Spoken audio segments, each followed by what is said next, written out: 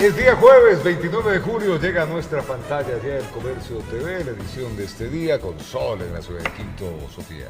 Roberto, amigos, a quienes se suman a nuestra sintonía, bienvenidos. Hoy mucha variada información de todo tipo, así que por favor quédese junto a nosotros. Bueno, y vamos a ver lo que dice Diario del Comercio. Aquí está ya en nuestro escritorio, en nuestro sitio de trabajo, los principales títulos del Diario del Comercio en sección impresa. El IES alerta sobre la jubilación especial a maestros. Los ciclistas piden más seguridad en las arterias del país. El Oro y Guayaquil necesitan seguir con restricciones. En 6 puntos se vacunó con el COVID a colegiales. El presidente Castillo del Perú ratifica que no está en sus planes estatizar. 9 jueces están en la mira por sospechas en sorteos de causas. Y Palacio se adecúa para la mudanza del presidente. Los títulos más importantes, como de costumbre, Diario El Comercio en sus 115 años de darnos información al Ecuador y al mundo entero. Y ahora mucha atención, porque el presidente Guillermo Lasso, mediante decreto ejecutivo, renovó el estado de excepción en la provincia del Oro y la ciudad de Guayaquil. Esto será desde las 0 horas del 29 de julio hasta las 23 horas con 59 minutos del 27 de agosto. Esto por el incremento también de los casos de la variante Delta y Delta Plus del COVID-19. En otras localidades de contagios de esta misma cepa también se analizan medidas restrictivas.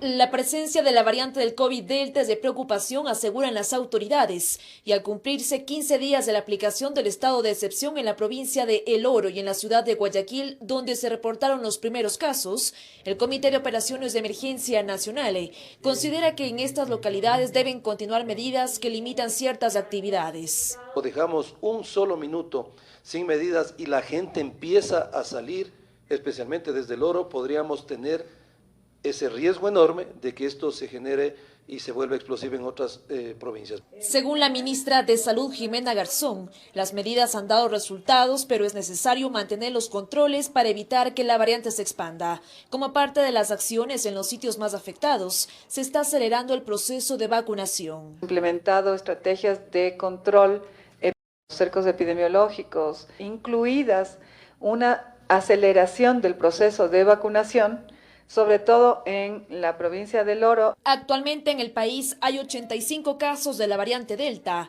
En Pichincha se reportan 4 casos, en Azuay 9 casos, en Cañar 3 casos, en El Oro 59 casos, en Guayas 5 casos y en Manabí 10 casos. Y también se tomarán ciertas medidas de limitación de aforos en la provincia de Manabí, como en el Cañar, que son las provincias, 2 nuevas provincias que han presentado brotes. Este jueves se reunirá la plenaria del COE Nacional con autoridades del Ministerio de Salud, con el objetivo de analizar la situación epidemiológica del país. Vamos a presentar también porcentajes de ocupación de camas hospitalarias, de UCIs. Finalmente, el presidente Guillermo Lasso firmó un nuevo decreto que extiende el estado de excepción en El Oro y Guayaquil por 30 días más.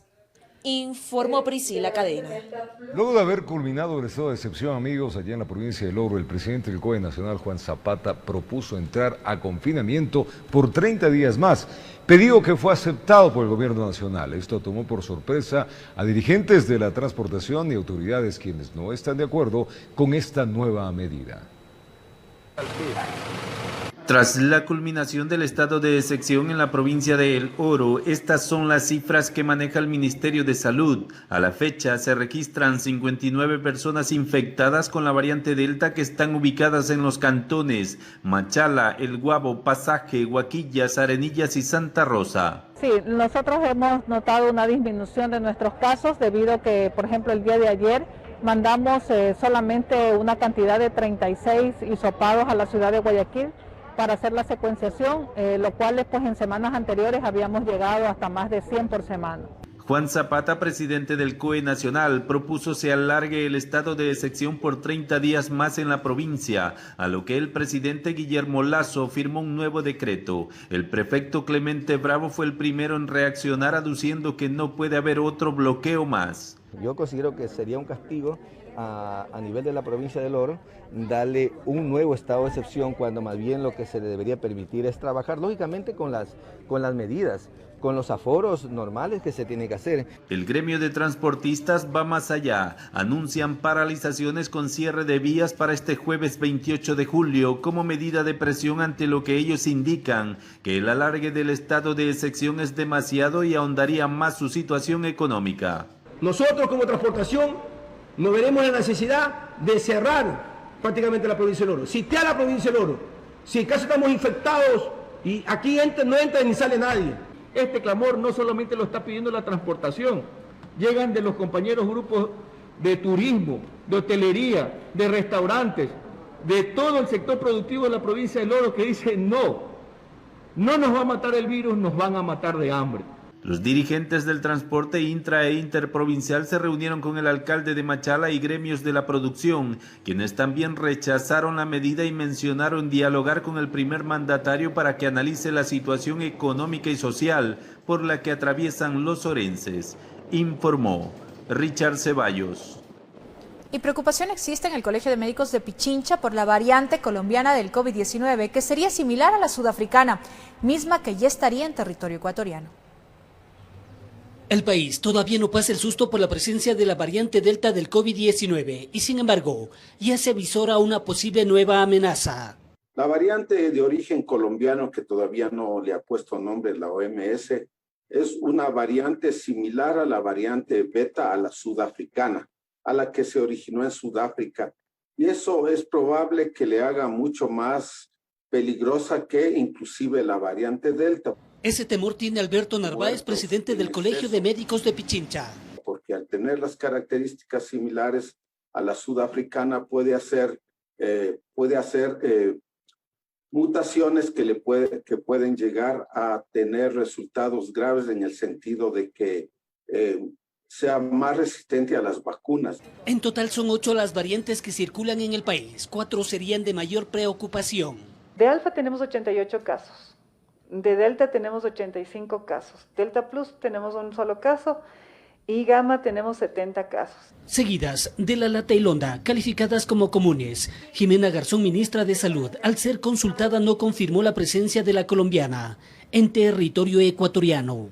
De estas variantes de interés tenemos 196 de la lota, 81 de la lambda y de otros linajes 152. Nosotros no tenemos más variantes genotipificadas porque no se han detectado aquí a nivel del país. Son todas las que tenemos. Esto, a pesar que Diario El Comercio publicó la información que el Instituto de Microbiología de la Universidad San Francisco de Quito y el Centro de Investigaciones de la Universidad de Especialidades de Espíritu Santo ya la habían detectado.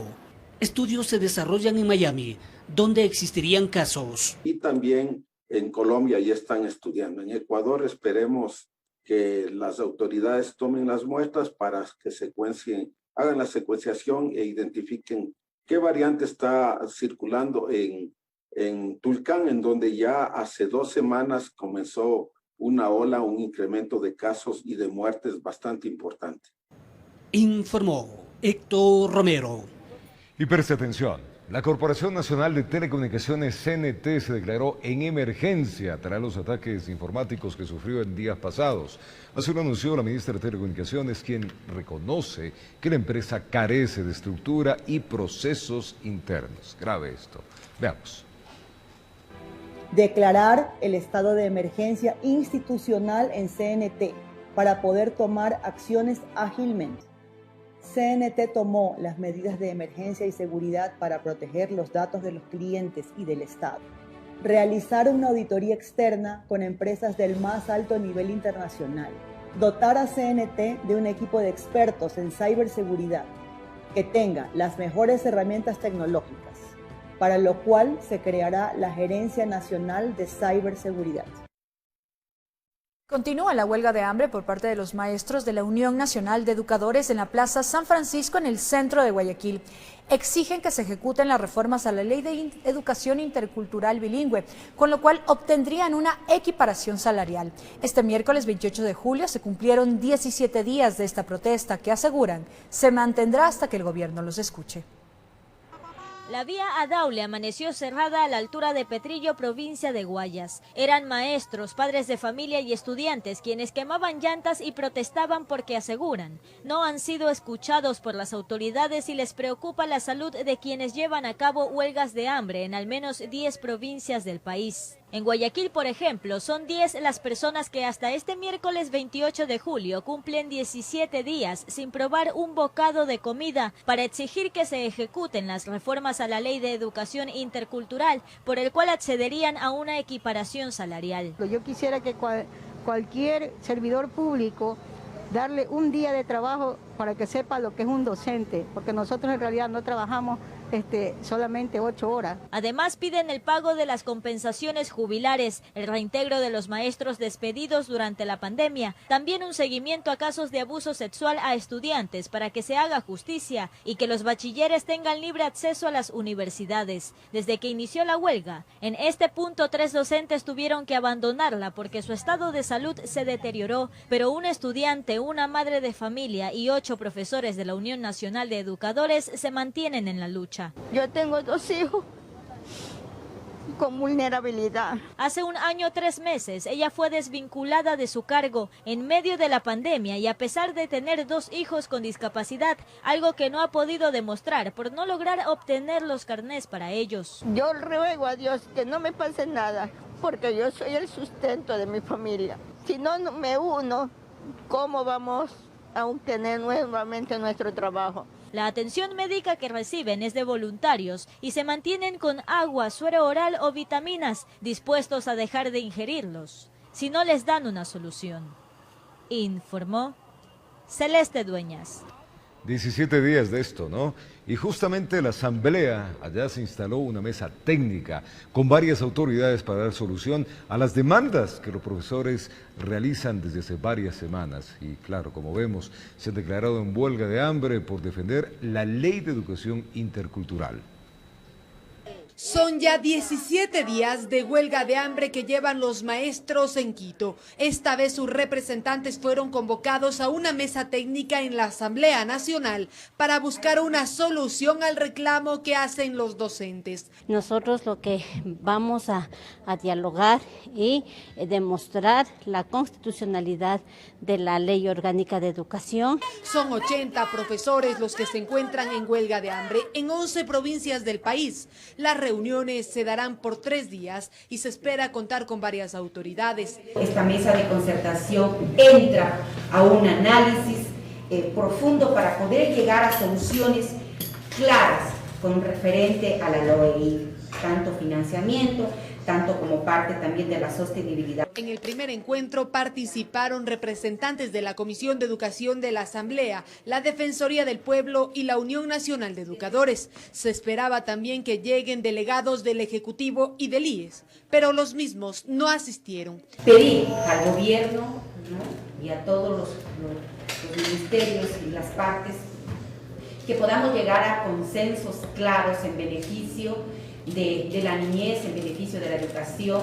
La UNE solicita a la Asamblea Nacional lo siguiente: un informe, un alcance hacia la Corte Constitucional para retirar esa intención de declarar inconstitucional toda la LOI. La Ley Orgánica de Educación Intercultural, entre otras cosas, plantea el incremento del sueldo básico de profesores a $1.000. Informó Valeria Navarro. Y cuando regresemos, la ministra de Gobierno señaló que desde las cárceles las bandas delictivas mantienen contacto y operan con carteles de droga transnacionales. Enseguida regresamos.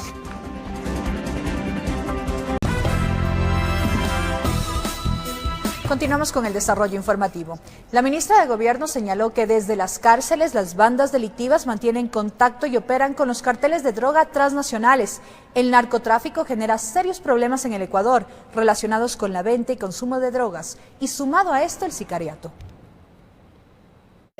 La ministra de Gobierno, Alexandra Vela, advierte que el país afronta un fenómeno de criminalidad organizada transnacional ligada al narcotráfico. Parte de los contactos estarían dentro de la cárcel. Estilo choneros, lobos y otras que tienen vinculaciones con organizaciones de tráfico internacional. Pero el crimen organizado opera dentro y fuera de las prisiones. Porque desde la cárcel se realizan operativos y se establecen operaciones de carácter delincuencial que se den en el exterior. A pesar de que la policía no es la encargada del manejo del sistema penitenciario, esta institución ha intervenido a un alto costo para poder mantener el control. Porque tengo heridos, tengo una sargento violada, ¿ya?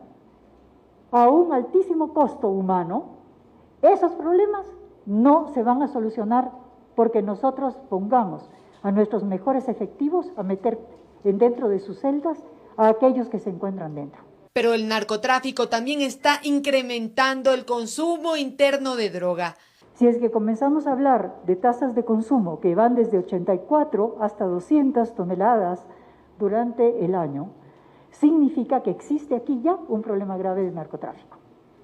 Y en ese problema de narcotráfico, que tiene un efecto fundamental a través de las tablas que fueron aprobadas y que permitieron que se establezca no solamente un mecanismo de consumo, sino de microtráfico que existe dentro del Ecuador. Desde la Asamblea Nacional se busca trabajar con varias instituciones para poder dar soluciones al país ante estas problemáticas. Nosotros, desde nuestras competencias, vamos a trabajar en un gran código de seguridad del Estado, en donde estén todos los elementos que fortalezcan a las instituciones para que puedan realizar su trabajo y garantizar esa seguridad anhelada de la población ecuatoriana.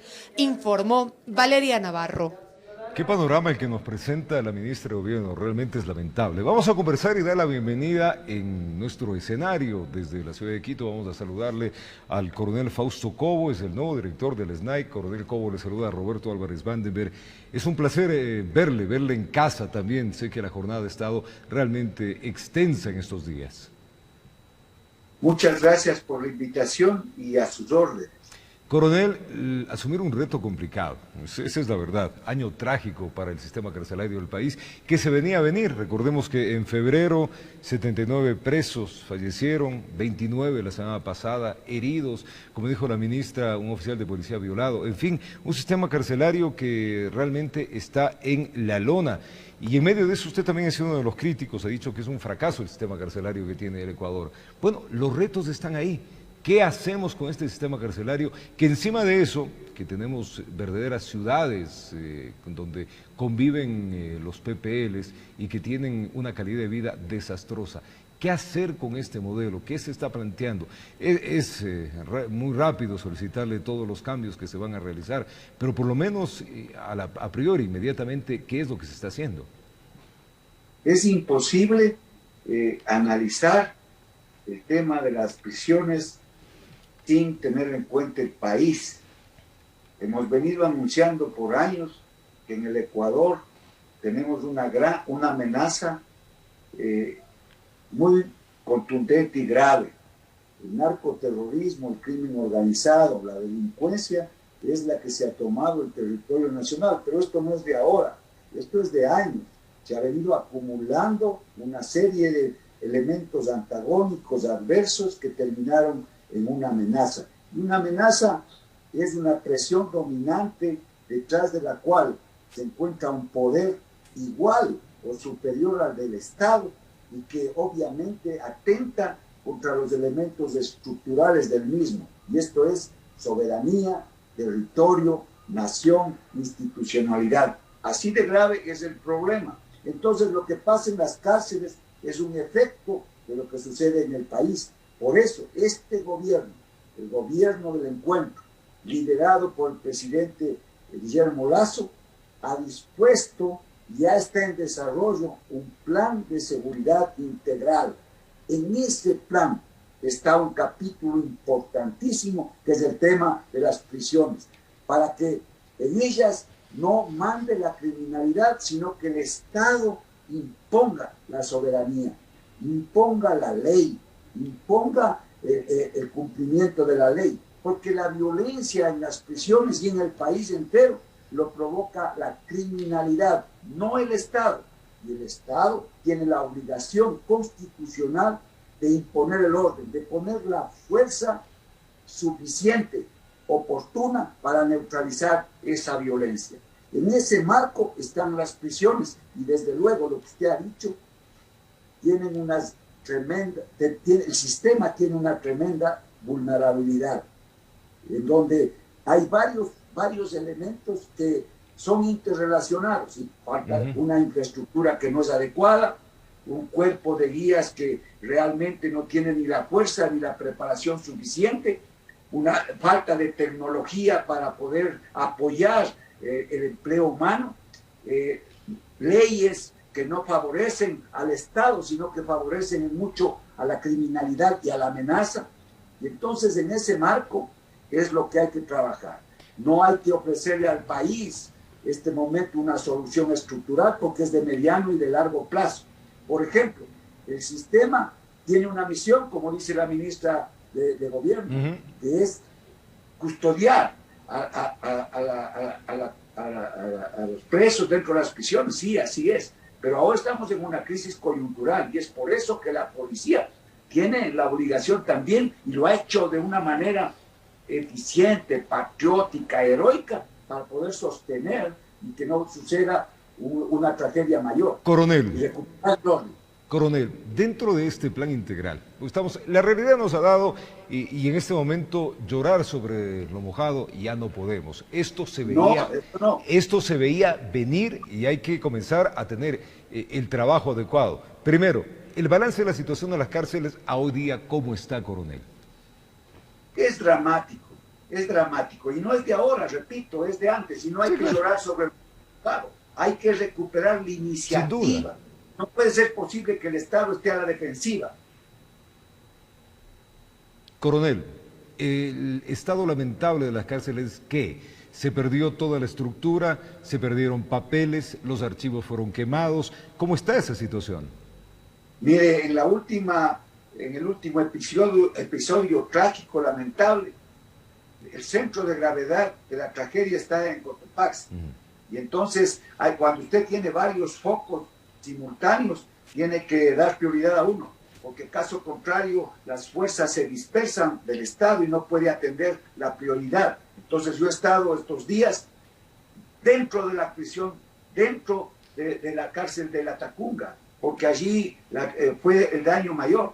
Destruyeron importante infraestructura, destruyeron casi toda la tecnología que apoyaba el empleo, la seguridad en esa prisión, y obviamente la violencia allí se concentró más que en otras prisiones. Así pasa cada episodio que se ha venido dando. ¿Se ha cuantificado cuánto es el daño que han ocasionado los presos en esta revuelta?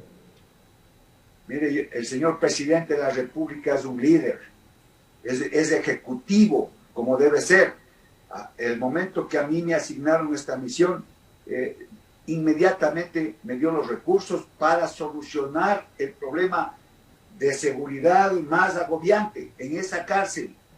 Y por eso ya estamos con el Cuerpo de Ingenieros del Ejército y con la Politécnica del Ejército, y vamos a ingresar a solucionar el problema, sobre todo en la parte más vulnerada en este último episodio, para que no vuelva a suceder únicamente fugas y una serie de destrucción que ocasionaron en este episodio lamentable. A esto iba, coronel, justamente, debe existir ejes en este plan integral de seguridad. Bueno, el primer eje, ¿cuál es? ¿Cómo se va a empezar a algo que realmente no tiene ni comienzo ni tiene fin?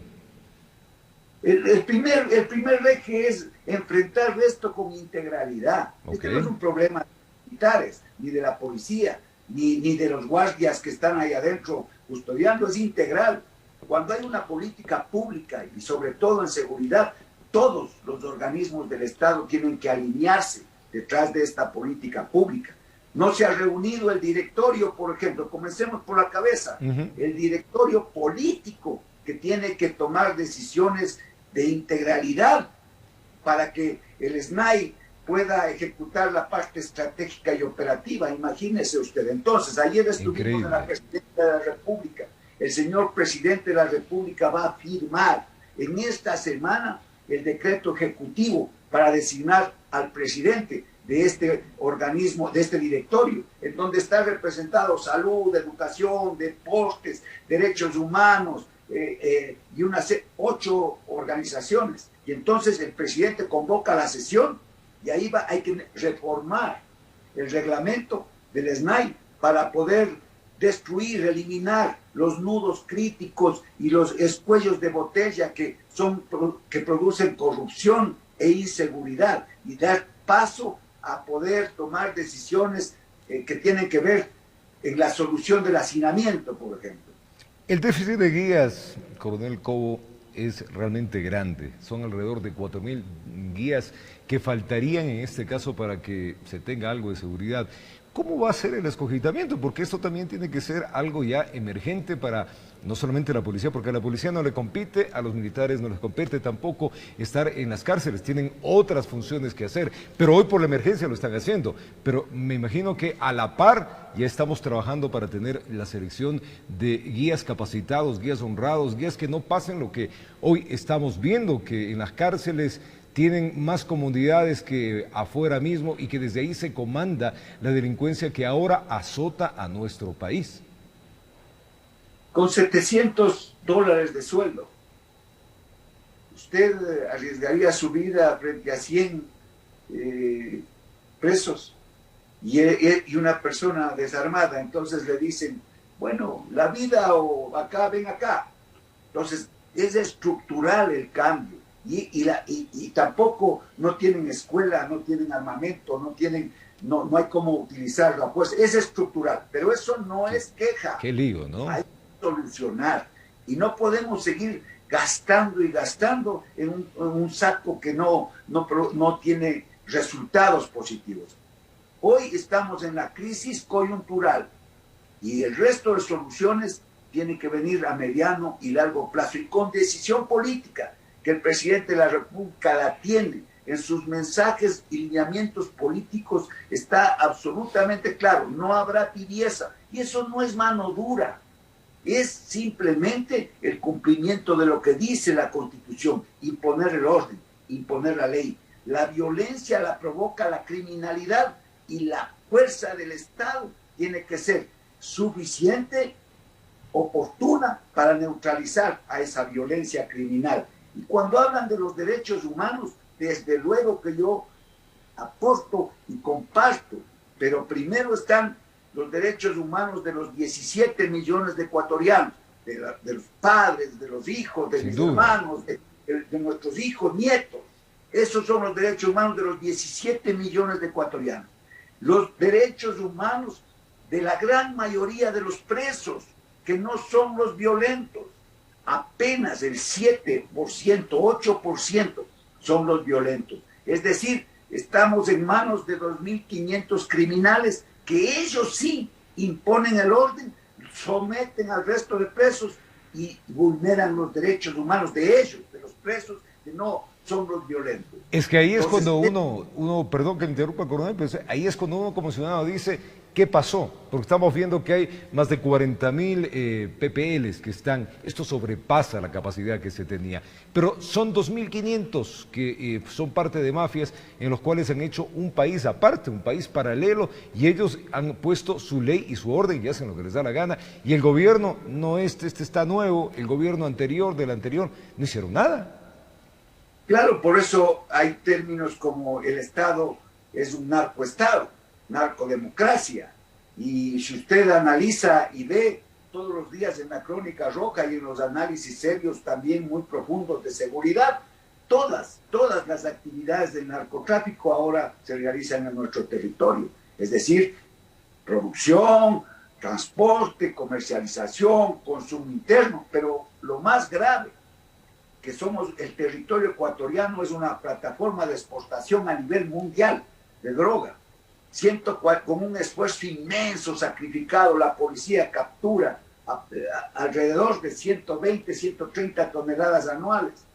Quiere decir entonces que casi toda la producción de Colombia y de Perú sale, porque usted captura 140, pero 2 veces más de esa cifra se exporta.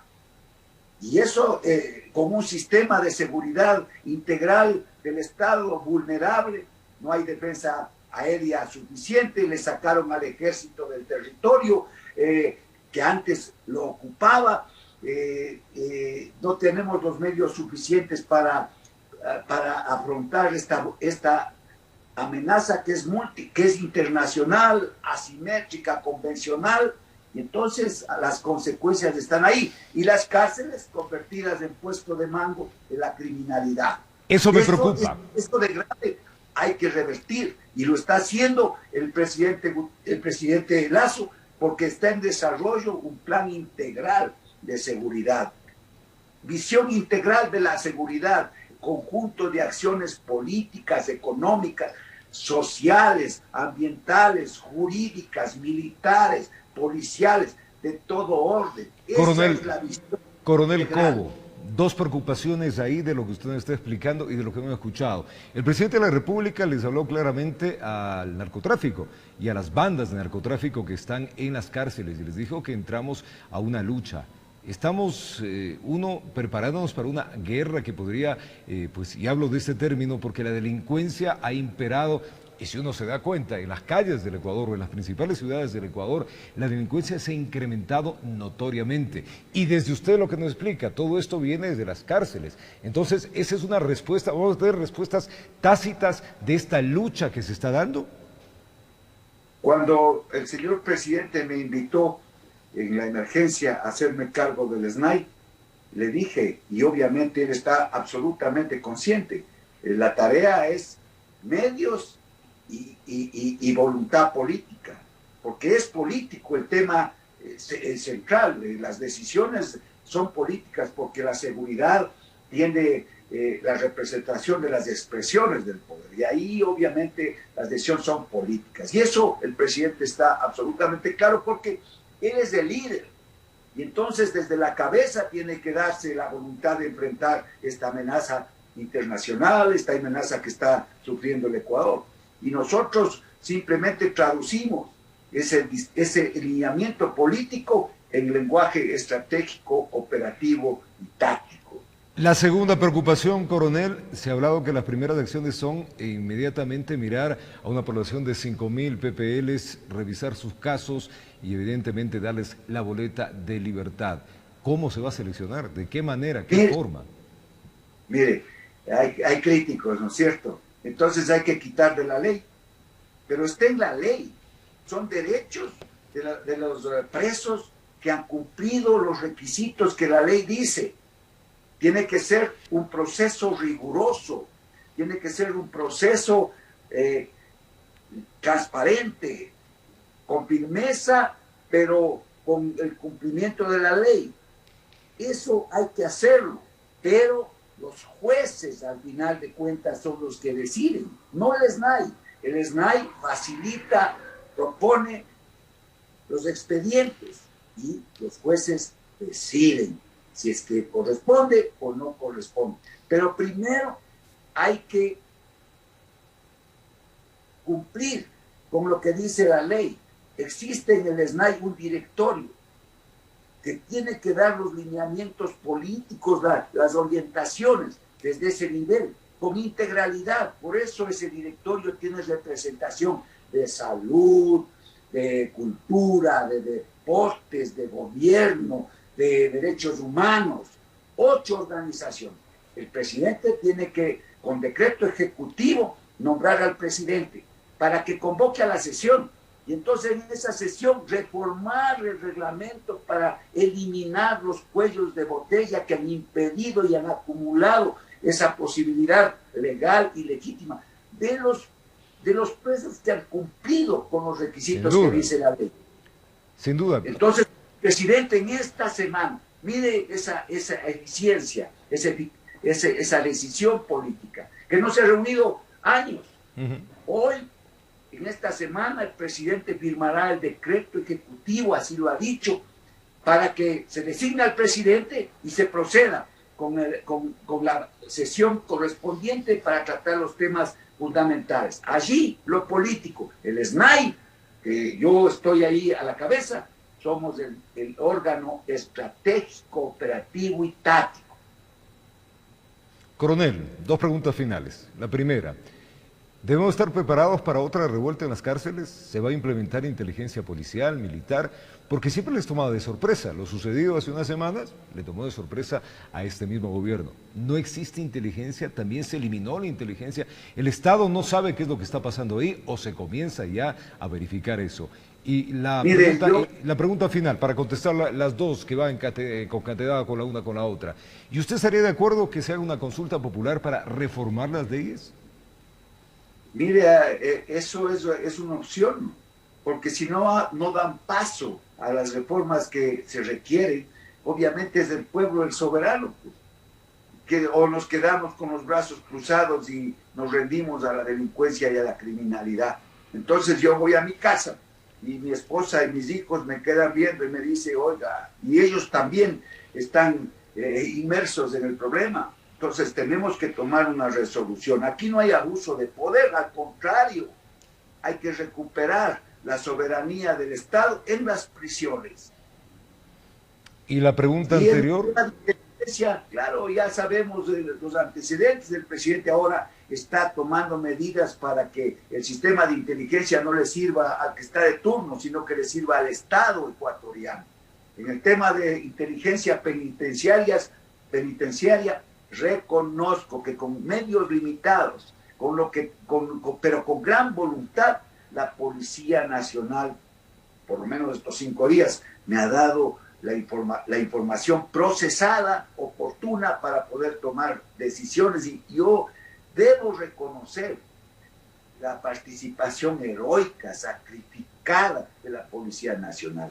En el último operativo, yo me sentí orgulloso de la Policía Nacional y del mando policial que estuvo allí presente como debe ser y que nos ayudó, no a mí, sino al pueblo ecuatoriano, para solucionar temporalmente el tema, recuperar el control y en el mediano y largo plazo el tema estructural, que debe estar no aislado, sino que en el plan de seguridad integral del Estado, un capítulo importante en el tema de las prisiones. Coronel Cobo, enviarle un abrazo grande, complicado el trabajo, hemos llegado a topar suelo en lo más profundo con el sistema carcelario y el trabajo tiene que ser estructurado, como usted mismo lo está indicando, que exista pues un trabajo en el cual se denote el favor hacia la ciudadanía, hacia el país y también para los derechos que tienen los presos. No se puede vivir o tener una estructura como se está teniendo actualmente, en el cual pues son verdaderas universidades del crimen. Coronel, muchas gracias por acompañarnos el día de hoy. Gracias, Coronel Cobo, muy gentil, el director del SDAI, conversando con nosotros con este tema complejo y difícil. Una breve pausa, ya venimos.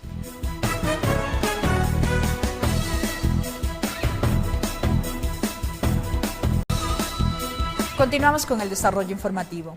Aún con la aprobación del informe de coordinación jurídica que resolvió este miércoles el Consejo de Participación Ciudadana, Zaida Rovira aseguró que no dejará de ejercer las funciones de defensora del pueblo. Por otra parte, Tania Castillo mantiene su posición de que el puesto de defensora del pueblo le pertenece. La resolución del Consejo de Participación Ciudadana y Control Social de este 28 de julio consta de 5 artículos y una disposición general. La misma aprueba el informe de la coordinación jurídica de la institución, con lo cual dice se garantiza la presunción de inocencia. Lo que el Consejo es enfático en ratificar que la Defensoría del Pueblo tiene un titular, que mientras no se dé una sentencia ejecutorial o un juicio político, o no se presente una renuncia, como en el caso del Contralor General del Estado, efectivamente esa entidad tiene un titular. A quien se refiere como titular de la Defensoría del Pueblo es a Freddy Carrión, por lo que las decisiones tomadas por este, según lo que dice el Consejo de Participación Ciudadana, serían válidas. Con resolución del 18 de junio de 2021, Carrión cesó en funciones a Zaida Rovira, como vicedefensora del pueblo, y en su lugar puso a Tania Castillo, quien debía subrogarle en funciones. En donde se aprobó, se ratificó que soy la legítima defensora del pueblo subrogante. Porque como tú sabes, es Freddy Carrión quien sigue siendo el titular de la institución. A pesar de la resolución del Consejo de Participación Ciudadana y Control Social y la posición de Tania Castillo sustentada en el mismo documento, Zaida Rovira manifiesta que no saldrá de la Defensoría del Pueblo. El Consejo de Participación Ciudadana y Control Social solo tiene 2 atribuciones con la Defensoría del Pueblo. La una, nombrar defensor del pueblo después del concurso. Y la otra función, nombrar a un o a una encargada cuando se configura la ausencia definitiva. No puede, no es un órgano de control y no puede ni ratificar, ni corregir, ni revocar resoluciones de la Defensoría del Pueblo ni de ninguna otra institución. En este problema que actualmente se encuentra la Defensoría del Pueblo, el Consejo de Participación Ciudadana instó a la Fiscalía a dar celeridad a la investigación sobre la denuncia presentada por Tania Castillo a Zaida Rovira, así como exhortar a Zaida Rovira a hacer uso de su legítimo derecho en el ámbito administrativo, esto si ella sintiera que se han vulnerado sus derechos. Informó Javier Rosero.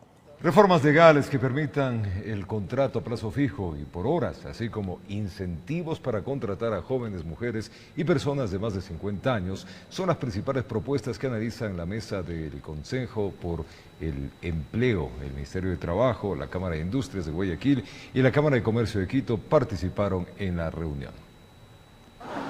La pandemia disparó las estadísticas del desempleo, pero aumentó exponencialmente otra cifra. 5.700.000 ecuatorianos no tienen un trabajo adecuado. De allí parten las mesas del Consenso por el Empleo. Según el ministro Patricio Donoso, la idea es alimentar los insumos para el proyecto de ley de oportunidades. Complementar el Código del Trabajo que sea mucho más sencilla, menos rígida y que provoque precisamente la posibilidad real de que se contrate más gente. Y ahí hay un tema importante de crear incentivos que permitan justamente poder contratar a estas personas mayores de 50 años y capitalizar toda esa experiencia. A juzgar de la Cámara de Comercio de Quito, hasta el momento las propuestas se supeditan a nuevas modalidades contractuales. Para que el contrato a plazo fijo pueda ser establecido para los emprendedores en un periodo de 3 años. Otras propuestas que están planteadas, como lo mencioné, tienen que ver con el contrato por horas, especialmente para jóvenes que no pueden trabajar 8 horas. El objetivo también es priorizar la contratación de mujeres, agregó la viceministra Paulina Durango. Cuando estén en los temas de lactancia materna y maternidad, que no signifiquen exclusivamente ver como un costo adicional. Que 57 personas de cada 100 ecuatorianos que anhelan trabajar han quedado relegadas, entre otras razones, por una caduca normativa laboral que tiene más de 80 años. Según las cámaras, el sector privado genera 9 de cada 10 empleos adecuados, informó Jorge Escobar. Y un bono de $300 millones fue aprobado por el Banco Interamericano de Desarrollo para Ecuador. Esta permitirá una entrega de 1 millón de familias ecuatorianas subsistan. Dicho crédito tiene un plazo de 23 años y un periodo de gracia de 7.5 adicionalmente. El BID proporciona asistencia técnica al Ministerio de Inclusión Económica y Social para garantizar la atención de las poblaciones más afectadas por la incidencia de la pandemia, eje fundamental del actual gobierno. Vamos a contarles ahora que el Ministerio de Agricultura confirmó que el precio de la saca de arroz es de $30, valor acordado en un consenso con pequeños y medianos productores, quienes días atrás paralizaron sus actividades. Fueron cerca de 80 productores de arroz quienes integraron una mesa técnica con el Ministerio de Agricultura, donde se analizó y se estableció el costo de producción de la saca de arroz. Se llegó a $30 el grano corto, menor a 7 milímetros, y $32 el grano largo, mayor a 7 milímetros la gramínea, ¿no? Pero es un prorrateo tanto como pequeños, medianos y grandes. De su parte, el representante del sector campesino a nivel nacional sostiene que estarán atentos a que se les pague el precio justo. De ahí que piden que se fortalezcan los controles a aceros industriales. No queremos conflicto. Por esto nosotros hoy no vamos a llamar a una paralización. Vamos a llamar a una asamblea nacional de productores agropecuarios, más allá del sector arrocero, para decidir qué vamos a hacer con una nueva política agropecuaria. A decir del subsecretario de Comercialización Agropecuaria, se ha llegado a un acuerdo con los industriales para que se respete el precio. Se debe tener el letrero, que es obligatorio, y pagar el precio mínimo de sustentación. Ellos nos recuerdan también que están, vamos a llamarlo, sobreestoqueados o tan full ellos porque no han podido exportar hacia Colombia. Ese es uno de los grandes problemas por lo que se dio el paro. Informó Carlos Julio Gurumendi.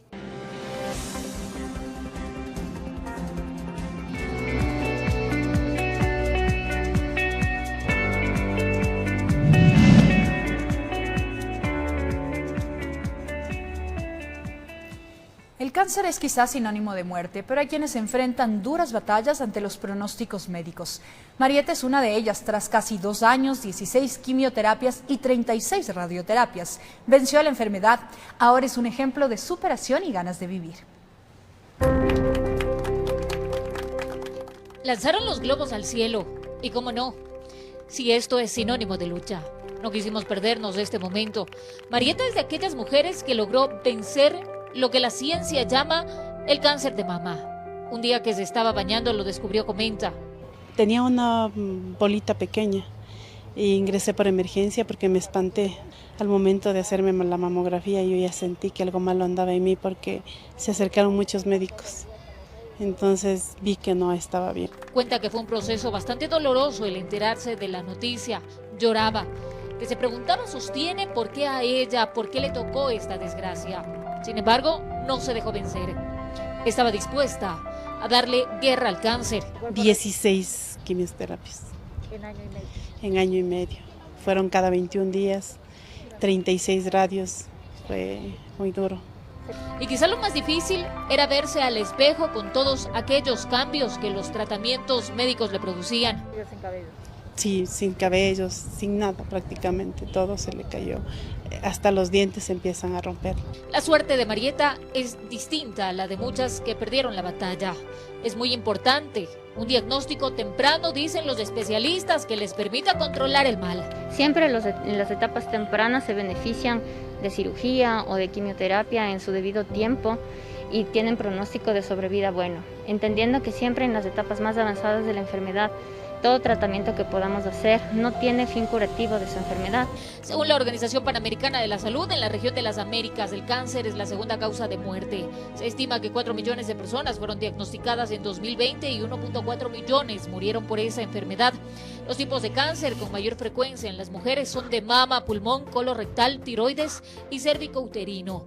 Pero siempre que aprendamos a hacer prevención podemos detectar en formas tempranas y reducir también el riesgo llevando hábitos de vida saludables. Francisco Garzón, médico anestesiólogo de esta casa de salud, confirma que el número de enfermos con cáncer se ha incrementado. Y estamos programando los martes y jueves 2 a 3 procedimientos cada día. O sea, en total 6 a la semana. Pero aquí hay sobrevivientes en esta lucha, como Marieta, que pese a los diagnósticos y los duros tratamientos, está disfrutando de una segunda oportunidad de vida. Informó Marilyn Jaramillo. Plan de vacunación 900. Este jueves 29 de julio de 8 a 12 horas, las personas de 26 años con cédula par y 25 años con cédula terminada en 0, 2 y 4 están agendadas para la vacunación contra el COVID-19. En la tarde, de 13 a 17 horas, también podrán inmunizarse las personas de 26 años con cédula impar y 25 años con cédula terminada en 1 y 3. Recuerde que puede revisar su punto de vacunación en la página web dispuesta por el Consejo Nacional Electoral.